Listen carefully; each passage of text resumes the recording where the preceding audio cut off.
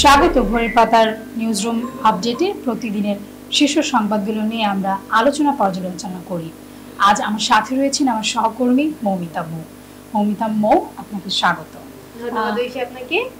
আমরা জেনেছি গাজায় যুদ্ধবিরতি দিয়েছে, এই বিষয়ে যদি আমাদেরকে একটু জানাতেন।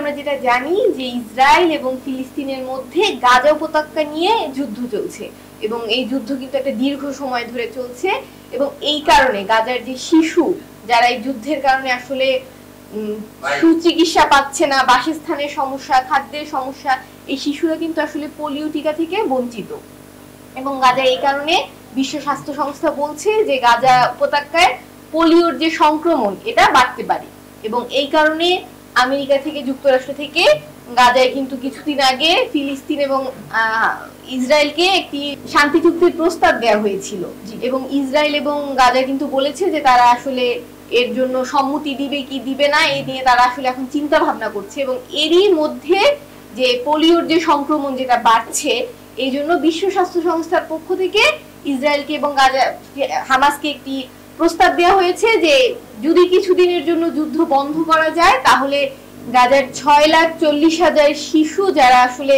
পোলিওর টিকা পায়নি তাদের জন্য এই পোলিও টিকার ব্যবস্থা নেওয়া হয়েছে এবং ইসরায়েল এবং হামাস এই ব্যাপারে আসলে সম্মতি দিয়েছে যে তারা আসলে 3 দিনের জন্য যুদ্ধ বিরতি দিবে। ইসরায়েল কি এই বিষয়ে তারা সম্মতি প্রকাশ করছে? হ্যাঁ, ইসরায়েল তাদের সম্মতি দিয়েছে এবং হামাস স্বাধীনতাকামী সংগঠন, তাহলে হামাসের মতামতটা কি ছিল?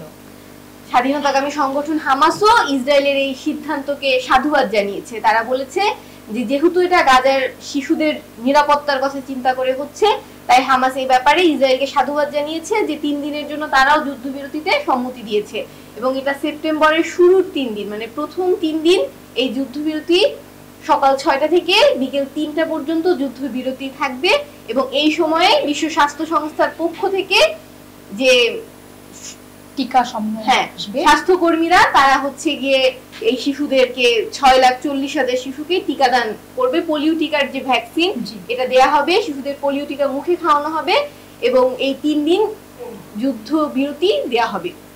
এই ছিল। ধন্যবাদ আপনাকে মৌমিতা। দর্শক, এই ছিল আমাদের ভোরের পাতার সর্বশেষ আপডেট। পরবর্তী আপডেট পেতে ভোরের পাতার সাথেই থাকুন। ধন্যবাদ সবাইকে।